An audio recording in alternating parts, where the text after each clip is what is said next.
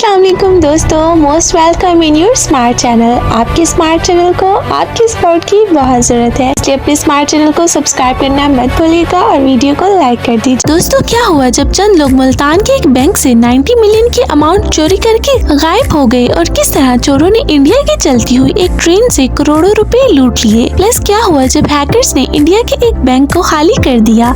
आज की इस वीडियो में मैं आपको पाकिस्तान और इंडिया में होने वाली सबसे बड़ी रॉबरीज के बारे में बताऊंगी। तो शुरू करते हैं। दोस्तों, आज से 11 साल पहले 8 अगस्त 2014 को इंडिया के 18 स्पेशल ऑफिसर्स ट्रेन के जरिए इंडियन रिजर्व बैंक की 300 करोड़ रुपए की रकम लेकर स्लीम स्टेशन से लेकर चेन्नई रेलवे स्टेशन की तरफ जा रहे थे। ये एक हाईली सिक्योर जर्नी थी जिसमें पैसों वाली बोगी कंप्लीट लॉक थी। जब भी कोई स्टेशन आता तो पुलिस ऑफिसर्स पैसों से भरी हुई बोगी को अच्छी तरह चेक करते और इसे दोबारा लॉक कर देते थे। जब ट्रेन ने अपना आधा सफर तय कर लिया तो कुछ ऑफिसर्स को नींद आना शुरू हो गई और वो लोग तो ये सोचकर सो गए कि भला चलती हुई ट्रेन में कोई चोरी कैसे कर सकता है। लेकिन कई ऑफिसर्स मंजिल आने तक मुसलसल जाकर उस पैसों से भरे हुए बॉक्स की हिफाजत कर रहे थे। लेकिन जब ट्रेन चेन्नई पहुंची तो इन्होंने रकम से भरे हुए ट्रेन के बॉक्स को खोला तो वो अंदर देखकर शॉक हो गए। ट्रेन बॉक्स की छत पर एक बड़ा होल मौजूद था और उसके अंदर से पैसे गायब थे। असल में चोरों ने चलती ट्रेन में होल करके इसके अंदर से पैसे लूट लिए थे। लेकिन सोचने की बात ये थी कि आखिर वो चोर इतनी तेज रफ्तार ट्रेन पर चढ़े कैसे, और अगर चढ़ भी गए तो ट्रेन बॉक्स से पैसे निकाल कर फरार कैसे हो गए। एनीवे, जब इन्वेस्टिगेशन की गई तो पता चला कि ये लोग 12 करोड़ रुपए की अमाउंट लेकर फरार हुए थे। पहले इसमें ट्रेन को लूटने वाले लोग तो हवा के घोड़े पर सवार होकर आए थे और ट्रेन के अंदर से डकैती करके फरार हो गए और किसी ऑफिसर को भी भनक तक नहीं लगी। पुलिस वालों ने इन चोरों का पता लगाने की बहुत कोशिश की, लेकिन आज तक ना तो इन चोरों का पता चल सका और ना ही कोई ये जानता है कि इन चोरों ने ये रॉबरी कैसे की। खैर, जो भी हो, ये वाकई में इंडियन हिस्ट्री की सबसे बड़ी और मिस्टीरियस रॉबरीज में से एक थी। दोस्तों, अब जिस बड़ी हिस्ट के बारे में मैं आपको बताऊंगी वो पाकिस्तान के शहर मुल्तान के एक बैंक में पेश आई थी। दिसंबर 2017 में मुल्तान के पंजाब बैंक के अंदर दोपहर के वक्त 6 लोग दाखिल हुए। जिस टाइम ये बैंक में इंटर हुए उस वक्त वहाँ काफी ज्यादा रश था और तमाम स्टाफ कस्टमर्स के साथ मसरूफ था। इन 6 लोगों ने बैंक में इंटर होते ही अपनी पॉकेट से गन्स निकाल ली और बैंक में जितने भी लोग मौजूद थे उन्हें हॉस्टेज बना लिया। यहाँ तक कि एक रॉबर्ट बैंक के गार्ड को भी गन दिखाकर जबरदस्ती बैंक के अंदर ले आया।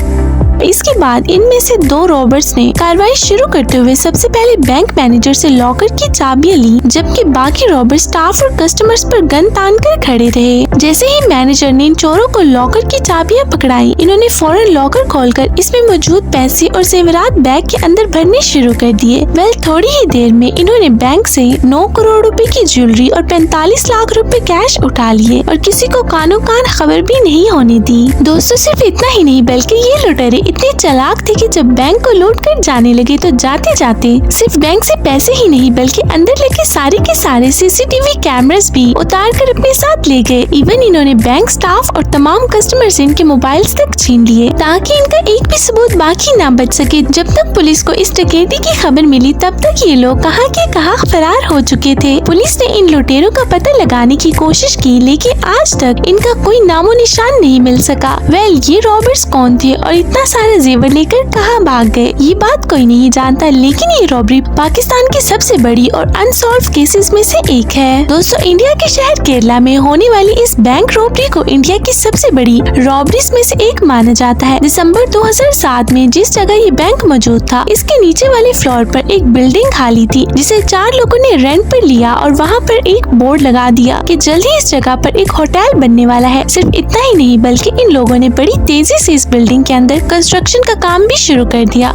आसपास के लोगों और बैंक वालों को यही लग रहा था कि इस जगह होटल बनने वाला है, लेकिन कोई नहीं जानता था कि असल में इसके पीछे एक बहुत बड़ी वारदात चल रही है। 2 हफ्तों तक इस होटल में कंस्ट्रक्शन का काम चलता रहा। इसमें मुख्तलिफ किस्म की रेनोवेशंस की गई और इवन नया फर्नीचर भी ला कर रखा गया। 30 दिसंबर 2007 की सुबह जब इस होटल के ऊपर वाले फ्लोर पे मौजूद बैंक के स्टाफ ने अपना लॉकर रूम खोला तो इन सब के होश उड़ गए। ये 4 होटल ओनर्स असल में रॉबर्ट्स थे और इन्होंने बिल्डिंग इसीलिए किराए पर ली थी ताकि इसकी मदद से वो बैंक को लूट सके। ये डाकू इतने शातिर थे कि इन्होंने बिल्डिंग की छत को ठीक उसी जगह से तोड़ा जहां बैंक का लॉकर रूम मौजूद था और रातों रात लॉकर रूम में घुसकर 80 किलो सोना और 5 लाख की भारी रकम लेकर फरार हो गए। बैंक मैनेजर ने जैसे ही लॉकर रूम का टूटा हुआ फर्श देखा तो उन्हें समझ आ गया कि ये काम उन्हीं कंस्ट्रक्शन वर्कर्स का है। जब इनका पता लगाया गया तो वाकई में गायब थे। पुलिस ने इन्हें ट्रेस करने की बहुत कोशिश की, लेकिन आज तक ना तो बैंक से लूटा हुआ सोना या रकम वापस मिली और न ही इन रॉबर्स का कुछ पता चल सका। वैली इंडिया की सबसे जीनियस रॉबरीज में से एक थी और ये चोर आज तक कोई नहीं पकड़ सका। महाराष्ट्र के कॉस्मोस बैंक में सब कुछ रूटीन के मुताबिक चल रहा था कि अचानक एक ऐसा अजीब और गरीब वाकया पेश आया कि उसने पूरे इंडिया को हिलाकर रख दिया।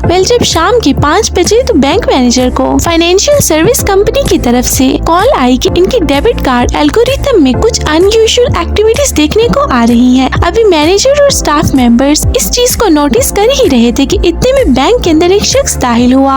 इसने अभी एटीएम से पैसे निकलवाए थे और इसका कहना था कि एटीएम मशीन इसके अकाउंट में बहुत ज्यादा क्रेडिट शो कर रही है। हालांकि इसके अकाउंट में इतने ज्यादा पैसे भी नहीं थे, लेकिन जब बैंक वालों ने इसका डाटा चेक किया तो इन्हें कोई एक्स्ट्रा रकम शो नहीं हुई। खैर इसी दौरान बैंक की छुट्टी का टाइम हो गया और अगले दिन संडे था, जिसकी वजह से बैंक ही बंद रहा। लेकिन जब मंडे की सुबह बैंक खुला तो दूसरे बैंक की तरफ से नोटिफिकेशन आया कि इनके बैंक से 13 करोड़ 92 लाख की रकम हांगकांग के बैंक में किसी कंपनी के नाम पर ट्रांसफर की गई है। लेकिन जब बैंक ऑफिशियल्स ने अपने एसेट्स चेक किए तो वो लोग शॉक्ड हो गए। असल में इनके बैंक से 80 करोड़ रुपए गायब हो चुके थे और ये सारे के सारे पैसे एटीएम के जरिए निकाले गए थे। लेकिन इन्हें किसने और कैसे निकाला ये बात कोई नहीं जानता था। बैंक वालों ने फौरन पुलिस को इस चोरी की इत्तला दी और पुलिस वालों ने इन्वेस्टिगेशन स्टार्ट कर दी। 2 दिन तक साइबर क्राइम वाले इस मामले की इन्वेस्टिगेशन करते रहे, तब जाकर पता चला कि ये काम हैकर्स का था। असल में हैकर्स ने एक मालवेयर के जरिए वीजा और डेबिट कार्ड की डिटेल्स चोरी कर ली थी और इसके बाद इन्होंने इन कस्टमर्स के फेक एटीएम कार्ड्स बनवा लिए और डिफरेंट एटीएम्स के जरिए बैंक से पैसा निकालना शुरू कर दिया। सिर्फ इतना ही नहीं, जब तक बैंक ने अपने एसेट्स रीसिक्योर किए उस वक्त तक ये हैकर्स 94 करोड़ रुपए तक की रकम लूट चुके थे।